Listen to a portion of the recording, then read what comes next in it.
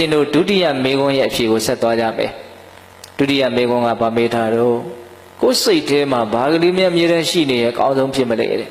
ကိဉ္တုတာတုပဋိဋ္ဌိတာကိုယ်စိတ်ထဲမှာဘာတွေတည်ရှိနေရဲ့အကောင်းဆုံးဖြစ်မလဲအဲ့ဒီမေခွန်းကိုမြတ်စွာဘုရားဘယ်လိုဖြေလဲဆိုတော့တတ္တာတာတုပဋိဋ္ဌိတာတတ္တာယုံကြည်မှုတတ္တာတရားသည်ပဋိဋ္ဌိတာမိမိရဲ့စိတ်တန်တမှာတည်ရှိနေသည်ရှိတော့တာတုအဲ့ဒါအလွန်ကောင်းနေတဲ့ဟောစိတ်ထဲမှာအမြဲတမ်းရှိနေရဲ့အကောင်းဆုံးအရာကတော့ယုံကြည်မှုဆိုတဲ့တရားတရားပဲတဲ့ယုံကြည်မှုကိုရပြီဆိုရင်မပြောက်စေနဲ့လို့ပြောတာစိတ်ထဲမှာယုံကြည်မှုလေးအမြဲတမ်းတည်ရှိနေအောင်ကြိုးပမ်းအထောက်တင်တယ်ဘာဖြစ်လို့လဲဆိုတော့ယုံကြည်မှုကအရန်တန်ဖိုးကြီးမားလို့ဒီနေ့မှာယုံကြည်မှုရဲ့တန်ဖိုးကိုမပြောသေးခင်မှာယုံကြည်မှုရဲ့အတိပ္ပယ်ကိုပဲအရင်နားလည်ဖို့လိုတယ်နော်ညာသောအဖြစ်တရားဓမ္မတို့ကတတ္တာဆိုတဲ့ယုံကြည်မှုရဲ့အတိပ္ပယ်ကိုနားလည်ကြပြီးသားပါသို့တော်လူငယ်လေးတွေပါလို့နည်းနည်းတော့ပြောဦးမယ်ဟုတ်လားတတ္တာတရားတဲ့ယုံကြည်မှုဘာကိုယုံကြည်တာတော့လို့မေးရင်ယတနာမြတ်သုံးပါးရဲ့ဂုဏ်ကျေးဇူးနဲ့ကံကံရဲ့အကျိုးကိုယုံကြည်တာတို့ကိုယ်ွယ်တဲ့မြတ်စွာဘုရားသည်လောဘဒေါသမောဟကိလေသာပုဒ္ဒလောင်တခတိငြိမ်းတော်မူတဲ့အေးတော်မူတဲ့လို့မြတ်စွာဘုရားရဲ့တန်တာမှာတကယ်ထင်ရှားရှိတဲ့အရဟံဂုဏ်ဆိုတဲ့အည်သွေးကြီးကိုစိတ်ထဲကယုံကြည်နိုင်တာတို့ကိုယ်ကိုယ်တဲ့မြတ်စွာဘုရားသည်သိစရာတရားလုံးစုံကိုမဖောက်မပြတ်မှန်မှန်ကန်ကန်သိတော်မူမြင်တော်မူတယ်လို့အပိညုတဉာဏ်ကြီးကိုယုံကြည်တာဒါပါလေတရားတရားပါတခါသူတော်ကောင်းတရားသည်ကျင့်ကြံကြိုးကိုအားထုတ်မယ်ဆိုရင်အမျိုးမျိုးသောချမ်းသာဒုက္ခကိုဖြစ်ထွန်းစေတယ်လို့သူတော်ကောင်းတရားရဲ့စွမ်းရည်တတိကိုယုံကြည်တာနောက်ကိလေသာတွေကိုသူ့အစစ်နဲ့သူအမြင့်ပြတ်ပေးရှားတော်မူပြီးဖြစ်ကြတဲ့တန်ဃာတော်တွေကိုအရိယာတန်ဃာလို့ခေါ်တယ်နော်အဲ့ဒီအရိယာတန်ဃာတော်တို့နဲ့တကွာသီလသမารိပညာနဲ့ပြည့်စုံတော်မူကြတဲ့သမုဒိတန်ဃာရှင်မြတ်တို့ရဲ့တကယ်ရှိတဲ့ဂုဏ်ကိုယုံကြည်မယ်ဆိုရင်ဒါလည်းပါလေတတ္တတရားနောက်ထပ်ယုံကြည်တဲ့ယုံကြည်တတ်တဲ့အစစ်အမှန်တဘာဝတရားကြီးတစ်မျိုးရှိသေးတယ်အဲ့ဒါပါလေကံကံရဲ့ကျိုးကိုယုံကြည်ခြင်းပေတတော်မှတ်သားခဲ့ဘူးပြီးသားနော်ငငယ်သေးတွေကစကောင်းတာလို့ရင်ချမ်းသာလိမ့်မယ်အကောင်းတာလို့ရင်ဆင်းရဲလိမ့်မယ်လို့ဆိုတဲ့လောကကြီးရဲ့လွဲချော်မှုမရှိတဲ့အမှန်တရားကမ္မနိယမနော်ဒါကိုစိတ်ထဲကလှိုက်လေလေယုံကြည်တတ်ဝင်နိုင်မယ်ဆိုရင်ဒါကိုဘာလို့ခေါ်တော့တရားတရား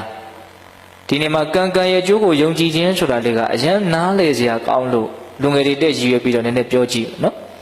်ကံကံရဲ့ကျိုးကိုယုံကြည်ခြင်းဆိုတာလေးကိုစဉ်းစားတဲ့နေရာမှာကြည်ကြည်ပြည့်ပြည့်စဉ်းစားမိအောင်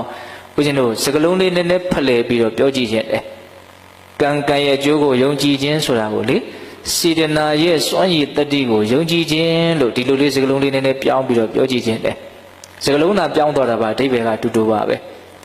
စေတနာကိုပဲကံလို့မြတ်စွာဘုရားဟောတာပဲမဟုတ်လာ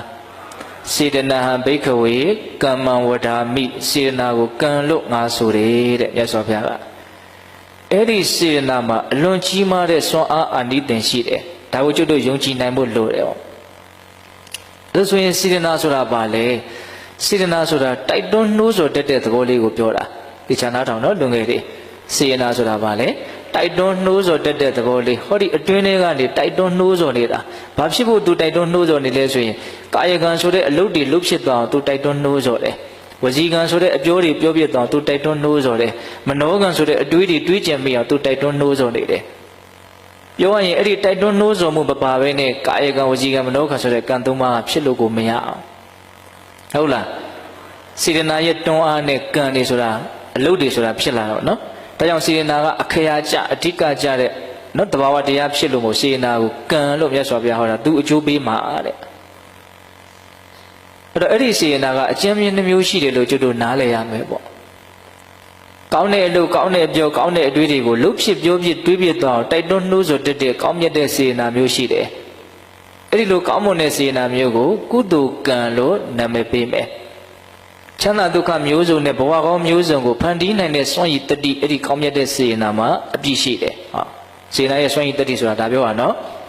တခါတစ်ဖက်မှာလည်းပဲဦးဇင်းတို့မကောင်းတဲ့အလုပ်မကောင်းတဲ့အပြောမကောင်းတဲ့အတွေးတွေကိုလှုပ်ဖြစ်ပြောဖြစ်တွေးဖြစ်သွားအောင်တိုက်တွန်းနှိုးဆော်တတ်တဲ့နှိုးဆော်နေတဲ့စေနာဇိုးမျိုးကောမရှိဘူးလားရှိရနော်အဲ့ဒီလိုယုံညံ့ဆိုပါတဲ့စေနာတွေကိုကြတော့ဘာလို့နာမည်ပေးမလဲအကုသိုလ်ကံလို့နာမည်ပေးမယ်နော်ဆင်းရဲဒုက္ခမျိုးစုံနဲ့ဘဝဆိုးမျိုးစုံကိုဖန်တီးတာသူပဲစေနာရဲ့စွန့်ရည်တတိဆိုတာအဲ့ဒါကိုပြောတာကောင်းတဲ့စေနာသည်ချမ်းသာကိုဖန်တီးတယ်ဆိုးတဲ့စေနာသည်ဒုက္ခကိုဖန်တီးတယ်